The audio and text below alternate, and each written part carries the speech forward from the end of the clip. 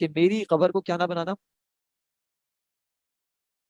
سجدہ گاہ نہیں بنانا، مسجد نہ بنانا. اور تشبیہ کس کی دی، بتایا کس کا کہ کس نے پہلے ایسا کیا ہے، یہود و نصارہ نے کیا ہے. سمجھا دیا کہ یہ جو عمل تھا ان کا، اس طرح کا عمل نہ کرنا. میری قبر کو جو ہے مسجد نہ بنانا، سجدے کی جگہ نہ بنانا، عبادت کی جگہ مت بنانا. پھر بتا دیا کہ مجھے جو تم پہ بہت زیادہ خوف ہے وہ کس چیز کا ہے، الشرک الاصغر، ریاکاری کا. وہ بھی پہلے بھی گزر چکا ہے، پہلے امتوں میں بھی گزر چکا ہے کہ وہ دکھاوے کی عبادت کرتے ہیں لوگوں کو دکھانے کے لیے، اس کا بھی بتا دیا. پھر اس طرح کسی کے ہاتھ میں دیکھا کہ کوئی کڑا تھا، کوئی دھاگا تھا، اور اس سے پوچھا یہ کیا ہے، اس نے کہا کمزوری کا ہے، اس کو توڑ دو، اتار دو، یہ تمہیں بیمار کر رہا ہے، تمہیں کمزور کر رہا ہے. پھر وہ کس کو پکارتے تھے، مشرکین کس کو پکارتے تھے، بناتے تو سامنے بت تھے. قصد کون ہوتا تھا ان کا، اللہ قصد ہوتا تھا، لیکن کیا کہتے تھے، ما نعبدهم الا ليقربونا الى الله زلفا. ہم ان کی جو عبادت کر رہے ہیں، اور وہ ان کی عبادت کیا کرتے تھے، ان سے دعائیں کرتے تھے، ان کو پکارتے تھے. کیا وہ یہ کہتے تھے کہ یہ جو میں نے بت بنایا ہے یہ خود اس چیز پر قادر ہے کہ یہ جا کے میرے دشمن سے لڑائی کرے گا؟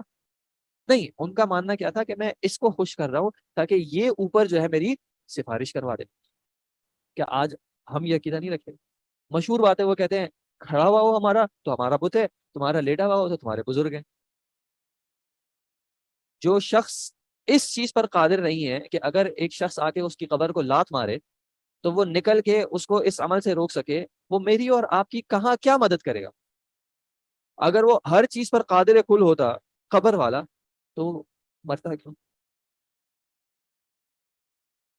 لیکن کیا ہے، مسلمان اس بات پہ یقین کر بیٹھے ہیں کہ چونکہ ہم نے ایک بار کہہ دیا لا الہ الا اللہ تو اب کیا ہوگا، یقینی طور پہ جو ہے ہم جنت میں تو جائیں گے ہی جائیں گے. بھائی اگر کسی بھی طرح کا شرک آ گیا تو اللہ تعالیٰ نے کلیئر بتایا ہوا ہے ان اللہ لا یغفر ان یشرک بہ. اور یہ بات اللہ تعالیٰ نے بتا دی کہ صرف ایمان کا دعویٰ کرنا جو ہے اس بات کے لیے کافی نہیں ہوگا کہ شرک نہیں ہے. یہ ایک کانسٹنٹ اسٹرگل ہوگی جو انسان کو اپنی ساری زندگی کرنی پڑے گی. اس کو ہر جگہ پہ چیک کرنا پڑے گا کہ کیا میں اللہ پر ایمان لانے کو صحیح طرح سمجھ سکا ہوں، کیا میری زندگی میں عملی اعتبار سے بھی وہ چیز ظاہر ہو رہی، کہیں میں نے کسی سے اس معاملے میں مدد مانگ لی جس معاملے میں مدد کرنے کا اس کو اختیار نہیں ہے، اس کے پاس قدرت نہیں ہے. کتنے ایسے مسلمان ہیں، یار میں کوئی معاملہ ہو تو کہتے ہیں یار میں اس کو جنکس نہیں کرنا چاہتا. یہ سنا ہے جنکس نہیں کرنا؟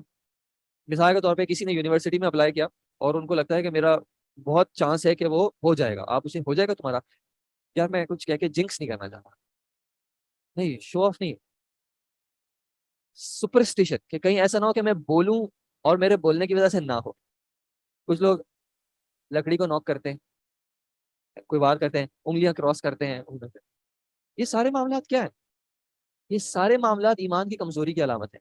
اور مسئلہ یہ کہ آج کے مسلمان کو ان مسائل کا مطلب اس کو پتہ ہی نہیں کہ کیا ایشو ہے، ہاروسکوپس پڑھے جا رہے ہیں. ان کو یہ بات سمجھ ہی نہیں آ رہی کہ اس کے اندر ایشو کیا ہے. لوگ جا جا کے اپنی ہاتھ دکھا رہے ہیں. ہمارے یہاں پہ مارکیٹنگ ہو رہی ہے کہ اپنے ہاتھوں کی لکیروں، اپنے مستقبل کو سنواریں، اپنے ہاتھوں کی لکیریں پڑھوائیں. اور ایمان والوں کو تو یہ اللہ تعالیٰ نے قرآن میں بتایا ہوا ہے. یہ کوئی یعنی اس طرح کوئی حیران کن بات نہیں ہے کہ ایک شخص اپنے آپ کو ایمان کا، اپنے لیے ایمان کا دعویٰ کرے گا اور اس طرح کے اعمال کرے گا، یہ ہوگا ایسا. اللہ تعالیٰ نے قرآن میں کہا ہوا ہے وما یؤمن اکثرهم باللہ الا وهم مشرکون، کہ وہ کہیں نہ کہیں کسی نہ کسی طرح کے شرک میں ملوث ہوں گے. لیکن پھر کرنا کیا پڑے گا، جاننا پڑے گا کہ اللہ پر ایمان لانے کا حقیقی مطلب ہے کیا، اور کس کس طرح. اب جیسے نبی صلی اللہ علیہ وسلم نے کہا الشرک الاصغر، ریاکاری، تو میں دیکھوں کیا میں اپنی زندگی میں ریاکاری سے بچ گیا ہوں. اگر نہیں بچا تو کم از کم میں شرک اصغر میں ملوث ہو رہا ہوں. کتنی عام بات ہے، اب ہمارے یہاں پہ نظامی طور پہ بھی قسمیں کھلائی جاتی، بچے کے سر پہ ہاتھ رکھے، اپنے بچے کی قسم کھاؤ،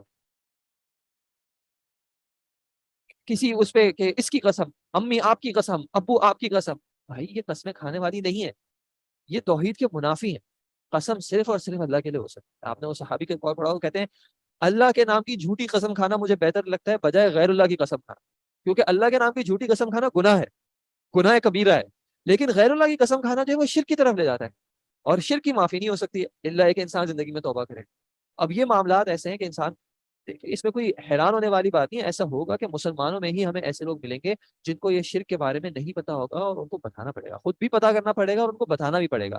یہ صرف اور صرف نماز بہتر کر لیں، اخلاق بہتر کر لیں، ازدواجی رشتے بہتر کر لیں، اس سے جو ہے ایمان کامل نہیں ہو جاتا. جب ایمان کی بنیاد ہی نہ پتا ہو کہ ایمان کی بنیاد صحیح بھی ہے یا نہیں ہے، یہ سارے معاملات سیکنڈری ہو جاتے ہیں۔ سیکنڈری کا کیا مطلب ہے؟ آپ کو چائے میں چینی کا ایشو ہو سکتا ہے، وہ ہوگا تب جب چائے میں پتی ہوگی۔ اگر چائے میں پتی نہیں ہے تو وہ چائے ہی نہیں ہے۔ وہ ایمان میں پرابلم ہے تو اچھے اخلاق ہو نہ ہو، کیا آپ کے کیا خیال ہے؟ جو کافر ہیں، جو ایتھیسٹ ہیں، ان کے اخلاق اچھے نہیں ہیں؟ وہ سچ نہیں بولتے کیا؟ وہ دوسروں کی فکر نہیں کرتے؟ وہ دوسروں کی مدد نہیں کرتے؟ کرتے ہیں۔ لیکن اللہ تعالیٰ کیا ان کے اعمال قبول کرے گا؟ اگر میرے ذہن میں آتا ہے کہ ہاں ایسا ہو سکتا ہے، کہ ہو سکتا ہے ان کی نیکی بھی قبول ہو جائے، تو پھر اس کا مطلب ہے میں نے قرآن پڑھا نہیں، اس کا مطلب ہے میں نے قرآن سمجھا نہیں ہے، اس کا مطلب ہے میں نے سیرت نہیں سمجھی۔ سب سے زیادہ مدد نبی صلی اللہ علیہ وسلم کی انیشیل ڈیز میں کس نے کی تھی؟ آپ صلی اللہ علیہ وسلم کے چچا نے۔ رشتہ کیا ہے ان کا؟ نسب کیا ہے ان کا؟ چچا ہے۔ خالہ ماں کی جگہ ہوتی ہے اور چچا آپ کی جگہ۔ رشتہ اتنا مضبوط ہے، مدد کی ہے، اتنی مدد کی ہے کہ اپنا گھر بار سب چھوڑا ہے، مالی طور پہ مدد بھی کی ہے، ایموشنلی بھی مدد کی ہے۔ لیکن کیا ہے، جب موت ایمان پہ نہیں ہوئی ہے، نبی صلی اللہ علیہ وسلم نے ان کے لیے دعا بھی کی ہے، سفارش بھی کی ہے، سفارش قبول بھی ہوئی لیکن جہنم سے نہیں نکال پائی۔ جب اتنے مضبوط رشتے کے لیے یہ نہیں ہو سکا، تو میں اور آپ کس بنیاد پہ جو ہے یہ گمان کر بیٹھے ہیں کہ ہاں بس ایک بار کلمہ پڑھ لیا تو سب سیٹ ہو جائے گا؟ اللہ تعالیٰ سے دعا ہے کہ اللہ تعالیٰ اس بارے میں سمجھ دے ہمیں،